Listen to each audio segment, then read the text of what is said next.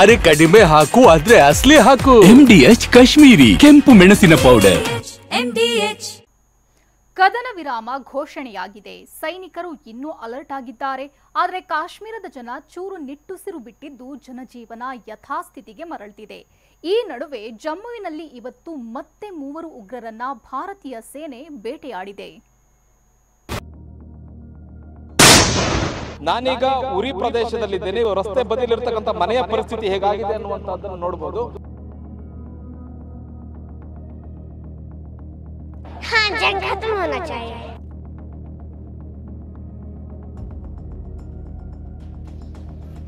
ಆತಂಕ ಇನ್ನೂ ಇದೆ. ಒಳಗೊಳಗೆ ಭಯ ಕಾಡ್ತಿದೆ.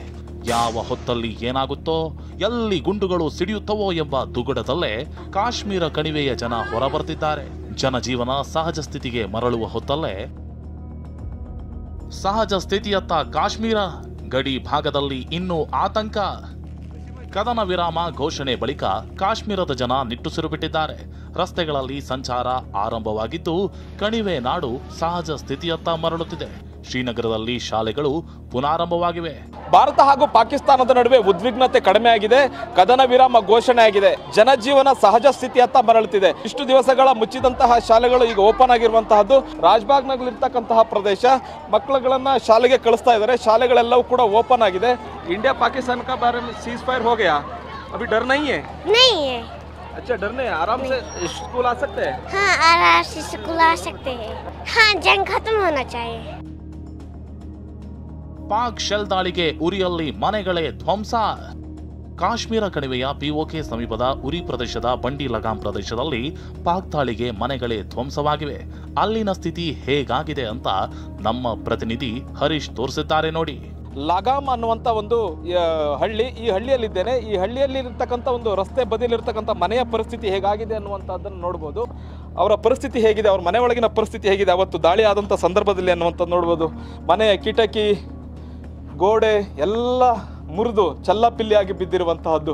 ಇಲ್ಲೊಂದು ಟಿವಿ ಕೂಡ ಇದೆ. ಟಿವಿಯ ರಿಸೀವರ್, ಅದು ಒಂದು ಶೆಲ್ನ ಒಂದು ತುಣುಕು ಈ ಟಿವಿಯ ರಿಸೀವರ್ಗೆ ಬಂದು ಬಡ್ದಿರ್ತಕ್ಕಂಥದ್ದು. ಪರಿಣಾಮ ಹೇಗಿದೆ ಅಂತ ನೋಡ್ಬೋದು. ಒಂದೊಂದು ಶೆಲ್ನ ಒಂದೊಂದು ಪುಡಿಯೂ ಕೂಡ ಬಿದ್ದರೆ ಒಂದೊಂದು ಬುಲೆಟ್ ಬಿದ್ದ ಹಾಗೆ ಆಗುತ್ತೆ. ಈ ಮನೆ ಯಾವಾಗ ಬೇಕಾದರೂ ಕುಸಿಬಹುದು ಅನ್ನುವಂಥ ಆತಂಕವನ್ನು ಇಲ್ಲಿನ ಮನೆ ಜನರು ವ್ಯಕ್ತಪಡಿಸಿ ನೋಡ್ಬೋದು. ಈ ಗೋಡೆ ಕೂಡ ಬಿರುಕು ಬಿಟ್ಟಿರುವಂತಹದ್ದು.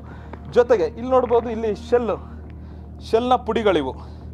ಇದು ಒಂದೊಂದು ಶೆಲ್ನ ಪುಡಿ ಏನಿದೆ, ಇದು ಒಂದೊಂದು ಬುಲೆಟ್ ಇದ್ದ ಹಾಗೆ. ಇನ್ನು ಪಾಕ್ ಸೇನೆಯ ಶೆಲ್ ದಾಳಿಗೆ ಉರಿ ಸೆಕ್ಟರ್ನಲ್ಲಿ ಅಂಗಡಿಯೊಂದು ಛಿದ್ರವಾಗಿದೆ.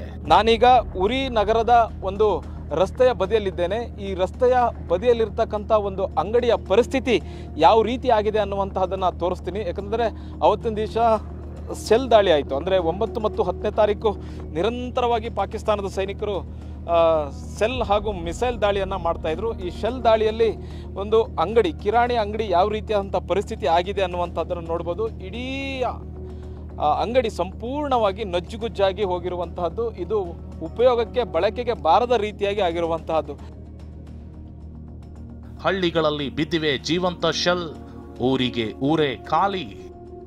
ಉರಿ ಪ್ರದೇಶದ ಕೆಂಡ, ತಿಲ್ವಾಡಿ ಸೇರಿದಂತೆ ಕೆಲವೆಡೆ ಜೀವಂತ ಶೆಲ್ಗಳು ಇನ್ನೂ ಬಿದ್ದಿವೆ. ಹೀಗಾಗಿ ಗ್ರಾಮಸ್ಥರನ್ನ ಸೇನೆ ಖಾಲಿ ಮಾಡಿಸಿದ್ದು ಶೋಧ ಕಾರ್ಯ ನಡೆಸಿದೆ.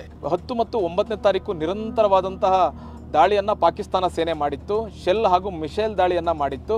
ಇದರಿಂದ ಜನರು ಹಳ್ಳಿಗಳನ್ನು ಬಿಟ್ಟು ಹೋಗಿದ್ರು. ಮತ್ತು ಅವರನ್ನು ಮತ್ತೆ ಹಳ್ಳಿಗಳಿಗೆ ಸದ್ಯಕ್ಕೆ ಬರೋದಕ್ಕೆ ಇಲ್ಲಿನ ಸೇನೆ ಮತ್ತು ಜಮ್ಮು ಕಾಶ್ಮೀರ ಪೊಲೀಸರು ಬಿಡ್ತಾ ಇಲ್ಲ. ಯಾಕಂತಂದರೆ ಪಾಕಿಸ್ತಾನದಿಂದ ಹಾರಿಸಿರ್ತಕ್ಕಂತಹ ಗುಂಡುಗಳು ಇನ್ನೂ ಜೀವಂತವಾಗಿವೆ ಅನ್ನುವಂತಹದ್ದನ್ನು ಇಲ್ಲಿನ ಪೊಲೀಸ್ನವರು ಹೇಳ್ತಾ ಇದ್ದಾರೆ ಮತ್ತು ಸೇನೆ ಹೇಳ್ತಿದೆ. ಮಿಸೈಲ್ ಆಗಿರ್ಬೋದು, ಶೆಲ್ ಆಗಿರ್ಬೋದು, ಇಲ್ಲಿ ಬಿದ್ದಿರ್ತಕ್ಕಂಥವು ಇನ್ನೂ ಜೀವಂತವಾಗಿವೆ. ಮತ್ತು ಆ ಜೀವಂತ ಇರ್ತಕ್ಕಂಥ ಗುಂಡು ಹಾಗೂ ಮಿಸೈಲ್ಗಳನ್ನ ಪೊಲೀಸರು ಹಾಗೂ ಸೇನೆ ಹುಡುಕುವಂಥ ಪ್ರಯತ್ನವನ್ನು ಮಾಡ್ತಿರುವಂತಹದ್ದು. ಕದನ ವಿರಾಮದ ಬಳಿಕ ಆತಂಕದಲ್ಲೇ ಕಣಿವೆಯ ಜನರು ಮನೆಯಿಂದ ಹೊರಬರುತ್ತಿದ್ದಾರೆ. ಮತ್ತೆ ಬದುಕಿನತ್ತ ಗಮನ ಹರಿಸುತ್ತಿದ್ದಾರೆ. ಈ ಉರಿ ನಗರವನ್ನೇ ಮತ್ತು ಈ ಉರಿ ಜಿಲ್ಲೆಯನ್ನೇ ಅತಿ ಹೆಚ್ಚು ಫೋಕಸ್ ಮಾಡಿ ದಾಳಿಯನ್ನು ಮಾಡಿದ್ರು. ಈಗ ಜನಜೀವನ ಸಹಜ ಸ್ಥಿತಿಯತ್ತ ಆಗ್ತಿದೆ. ಕ್ಯಾಮ್ರಾ ಪರ್ಸನ್ ಅಜಯ್ ಜೊತೆಗೆ ಹರೀಶ್, TV9 ಉರಿ. MDH ನ ಕಿಚನ್ ಅಲ್ಲಿದ್ರೆ ನಾವು ಎಲ್ಲವನ್ನು ಮಾಡಬಹುದು. ಬೆಂಗನ್ ಕಾ ಬರ್ತಾ, ಆಲೂ ಗೋಬಿ, ಭಿಂಡಿ ಮಸಾಲಾ, ಇನ್ನೂ ಬಹಳಷ್ಟು. MDH